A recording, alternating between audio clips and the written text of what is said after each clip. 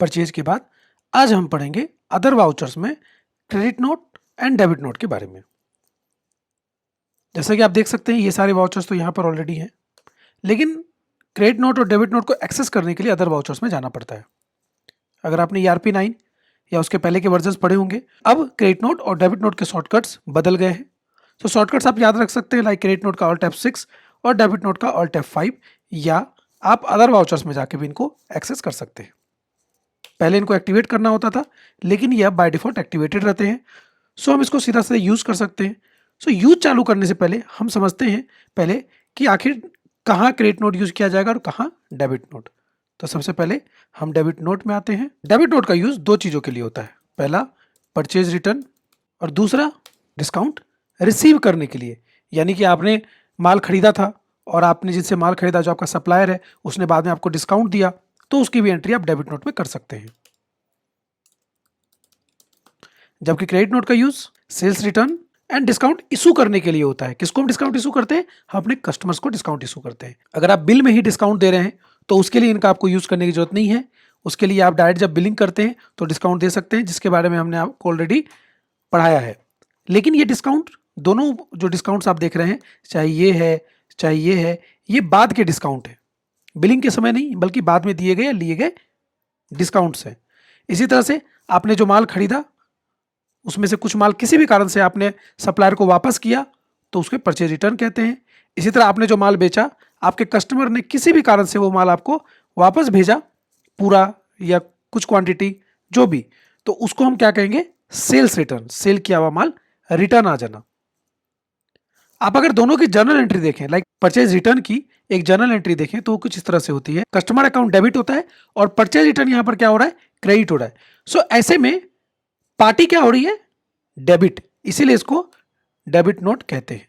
Similarly अगर आप discount receive करने की एंट्री देखें, डिस्काउंट रिसीव यानी इनकम, और आपने पढ़ा है कि all incomes are credited.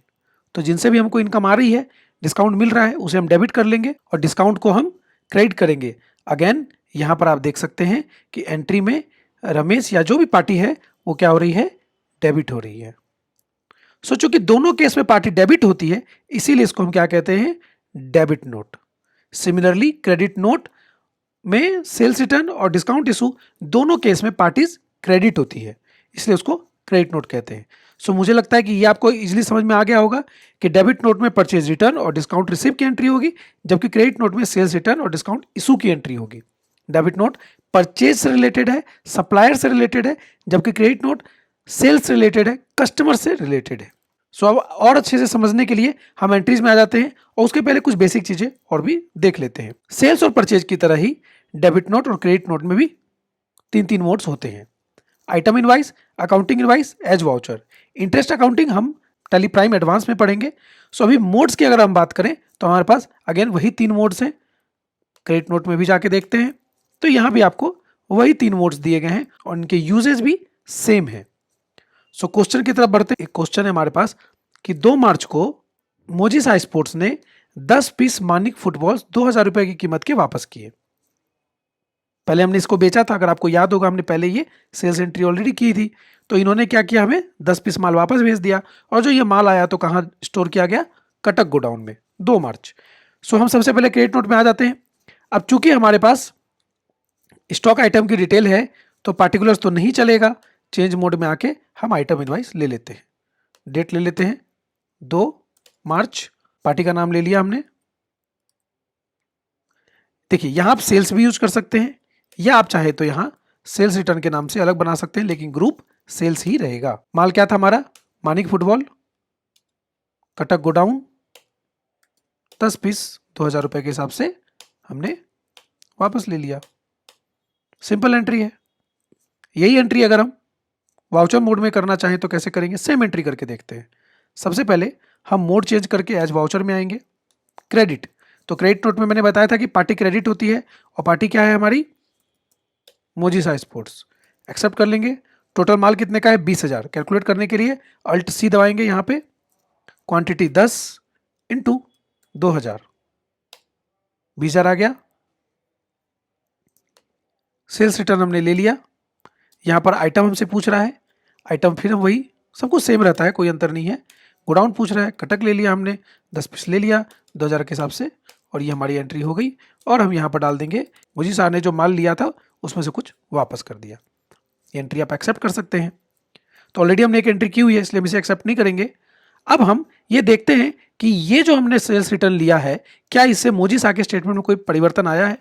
Go to में जाते हैं, लेजर में जाते हैं, और ये क्या था, मोजी साह। देखिए मोजी साह ने जो माल वापस किया वो घट गया, और अब ये सिर्फ हमें 32,250 रुपीज ही देगा। हमने इसे कितना माल बेचा था, 2000 के हिसाब से 20 पीस बेचा था, और इन्होंने हमें वापस कितना किया, 10 पीस। अब यहां देख सकते हैं कि पैकेजिंग एक्सपेंसेस 10% लिया हुआ है, उसे क्यों नहीं हमने रिटर्न में दिखाया है।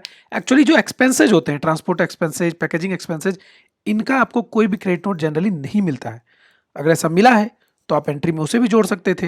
लाइक मान लीजिए पैकेजिंग एक्सपेंस भी वापस किया गया है तो 10% था, हमने यहाँ भी 10% दे दिया, तो अब इसे 22,000 रुपीज का क्रेडिट नोट मिलेगा जैसा कि क्वेश्चन में था। सो ये डिपेंड करता है, आपकी कंपनी पे डिपेंड करता है वो किस तरह से इसको चलाती है, किस तरह से इन चीज़ों को मेंटेन करती है। सो ये जो एंट्री थी हमारी वो किस बेस पे थी, ये एंट्री थी हमारी सेल्स रिटर्न के बेस पे। अब हम देखेंगे डिस्काउंट से रिलेटेड एंट्री। ये डिस्काउंट हम कौन सा होगा, देंगे कि लेंगे, देंगे। क्रेडिट नोट में हम देते हैं डिस्काउंट, उसकी एंट्री करते हैं। तो चलिए क्वेश्चन में आते हैं।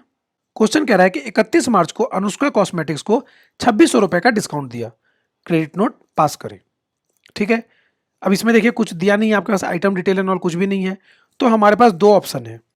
वाउचर में जाके अब हम यहाँ चेंज मोड से अकाउंटिंग इनवॉइस में भी जा सकते हैं, एज वाउचर में भी जा सकते हैं, लेकिन एज पर क्वेश्चन और सहूलियत के हिसाब से हम वाउचर मोड में ही जाते हैं।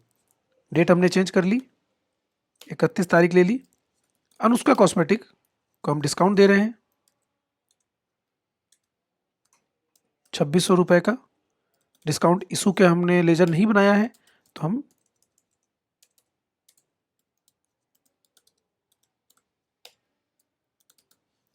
यहां हमने डिस्काउंट इशू का लेजर बना लिया, इनडायरेक्ट एक्सपेंस क्योंकि ये खर्चा है, और यहां पर एक्सेप्ट करते ही एंट्री हो गई being discount issue to Anushka, हो गई एंट्री। Enter enter. जैसा कि मैंने आपको पहले बताया, इसे कैसे देखेंगे, हम यहां से भी जा सकते हैं। लेजर आउटस्टैंडिंग के लिए लेजर वाउचर में चले गए, अनुष्का में चले गए। आप देख सकते हैं 2600 रुपये दिखा रहा है, लेकिन पिछली एंट्री ओपनिंग बैलेंस के रूप में है। क्यों, क्योंकि ये हमेशा लास्ट मंथ को दिखाता है। अगर आपको पिछला भी सब देखना है तो पीरियड में जाइए, जो पीरियड डालना डालिए, अदरवाइज स्पेस दबा के एंटर कर देंगे तो इस पार्टी का इस पूरे साल में जितने भी ट्रांजेक्शन हुए हैं वो आपको यहाँ पे दिखा देगा। सो यहाँ पर टोटल सेल्स इतना हुआ था, इसमें इतना डिस्काउंट मिल गया, पार्टी से आपको अब कितना मिलेगा, 19,040 रुपये। सो ये आउटस्टैंडिंग हो गया। बैक स्पेस करके बाहर आ जाते हैं। सो यहाँ पर हमारा क्रेडिट नोट खत्म होता है। हमने क्रेडिट नोट को अच्छे से देखा, आपके बुक में भी दिया गया है, आप उससे प्रॉपरली जो है एंट्रीज करें। अब हम आएंगे डेबिट नोट में।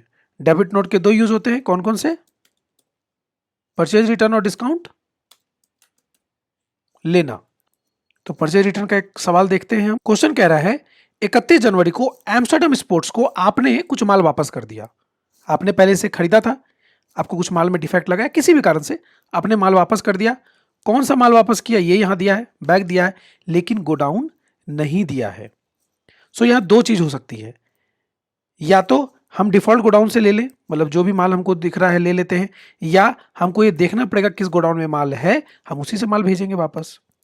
तो चलिए एंट्री में आते हैं, इसको समझते हैं।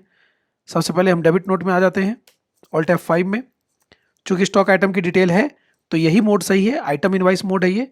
एम्स्टर्डम हमारे पास बना हुआ है, हम इसमें आ जाएंगे और ये एक्सेप्ट कर लिया हमने। परचेज अकाउंट ले सकते हैं या परचेज रिटर्न भी बना सकते हैं। हम डेट चेंज कर लेते हैं। डेट क्या दी गई है क्वेश्चन में, 31 जनवरी। और माल क्या है, एक्सेल 1 लीटर बॉटल है, 2 पीस 200 के हिसाब से 2% डिस्काउंट। सो एक्सेल बॉटल में हम चले जाते हैं, हम देख लेते हैं किस गोडाउन में माल है। माल लेकिन हमारे पास आया था किस में, मेन लोकेशन में। सो माल हमारे पास किस में आया था, मेन लोकेशन में। ये मैंने कैसे देखा, स्पेस दबा के। कितना, 2। रेट देखिए ऑलरेडी दी गई है, क्योंकि इस रेट में हमने परचेज किया था तो टैली ऑटोमेटिकली उस रेट को जो है शो कर देती है। डिस्काउंट था हमारा 2% का। उसके बाद VS bags 1 piece 600, VS bag space करते हैं, ये भी मेन लोकेशन से है, 1 पीस 600, डिस्काउंट 0% है। सो ये हमारी एंट्री यहाँ पे हो गई। आप इसको कंट्रोल ए से एक्सेप्ट कर सकते हैं। तो ये हमारा जो है डेबिट नोट में कौन सी एंट्री हुई, परचेज रिटर्न की, जो माल आपने खरीदा था वो आपने वापस भेज दिया। अब हम अगली एंट्री देखेंगे डिस्काउंट लेने की। एम्स्टर्डम स्पोर्ट्स ने हमें कोई डिस्काउंट दिया है, बिल में नहीं, बिल के बाद। ये डिस्काउंट तो बिल का है, उससे तो कोई मतलब ही नहीं है। बिल बनने के बाद कभी भी, तो उसकी एंट्री किस में होगी, उसकी एंट्री होगी डेबिट नोट में। तो क्वेश्चन देख लेते हैं। क्वेश्चन कह रहा है 2 फरवरी को एम्स्टर्डम स्पोर्ट्स से आपको 2500 का डिस्काउंट मिला। सिंपल है, आते हैं टैली में। इस बार हम डिस्काउंट की एंट्री अकाउंटिंग इनवॉइस में करते हैं। क्वेश्चन का डेट क्या है, 2 फरवरी, और डिस्काउंट मिला 2500 रुपये। तो 2 फरवरी में हम आ गए, एम्स्टर्डम में आ जाते हैं, और 2500 का डिस्काउंट रिसीव हुआ है, पर ये डिस्काउंट इशू है, तो हमको बनाना पड़ेगा डिस्काउंट रिसीव। उसका ग्रुप क्या होगा, इसको हम परचेज में भी डाल सकते हैं। इससे क्या होगा, परचेज वैल्यू घट जाएगी। कैसे, वो मैं आपको दिखाता हूँ। फिलहाल हम इसे परचेज में ले लेते हैं, या डायरेक्ट इनकम में भी इसको डाल सकते हैं, क्योंकि ये इनकम परचेज से रिलेटेड है, इसलिए इसको इनडायरेक्ट इनकम में नहीं डालेंगे, डायरेक्ट इनकम में डालेंगे। 2500 का डिस्काउंट मिला, हो गया। अब मैंने बोला आपको कि ये 2500 रुपए हम जो परचेज में डाल रहे हैं, इससे परचेज की वैल्यू कम होगी कैसे। इसको देखने के लिए सबसे अच्छा है हम प्रॉफिट एंड लॉस अकाउंट में आते हैं, परचेज में जाते हैं। आप देख सकते हैं टोटल परचेज कितना था, 64,000 के लगभग का था, लेकिन 2500 का हमें उसमें डिस्काउंट मिल गया। तो टोटल जो है हमारा परचेज, अब देखिए बाहर कितना दिखा रहा है, 61,000। 64,113 में से 2500 घट गया, बचा हुआ बैलेंस ही परचेज में हमारे दिखा रहा है। अगर आप उसको डायरेक्ट इनकम में डालते तो वो जो है आपके यहाँ पर सेल्स अकाउंट के ठीक नीचे में आ जाता। F12 की बात करें तो इसमें वही ऑप्शंस मिलेंगे आपको जो आपने सेल्स में देखे थे। ये ऑप्शन कुछ कम भी हो सकते हैं। अगले वीडियो में हम इन्वेंट्री वाउचर्स में जाएंगे, लेकिन अब आपके पास बुक में असाइनमेंट्स दिए हैं, काफी सारे प्रैक्टिकल्स दिए हैं, असाइनमेंट भी दिए हैं। आपको उन सबको बनाना है, अपने ट्रेनर से चेक कराना है। और अगर आप में से कोई बिजनेसमैन है या कोई कहीं जॉब करते हैं, तो आप रिलेटेड प्रॉब्लम्स भी जो है डिस्कस कर सकते हैं, लेकिन सैटरडेज को, या अगर आपके ट्रेनर अलाउ करें तो उनसे आप व्हाट्सएप पे कर सकते हैं, जो ज्यादा कन्वीनियंस होगा। सो अब यहां पर आपका जो मेन पार्ट है एंट्रीज का, वो खत्म हो गया है। यहां से आप अगर कहीं जॉब में जाना चाहें, कहीं पर आप जॉब ज्वाइन करना चाहें, तो आराम से कर सकते हैं। टैली बेस की तरफ से जॉब सपोर्ट आपको जीएसटी खत्म होने के बाद मिलेगा। यहां बेसिक चीजें सीख चुके हैं। अगला जो है असाइनमेंट के बाद हम मिलेंगे इन्वेंट्री वाउचर्स में, अदर वाउचर में जाके इनमें। सो मिलते हैं अगले वीडियो में, तब तक के लिए हैव अ नाइस डे।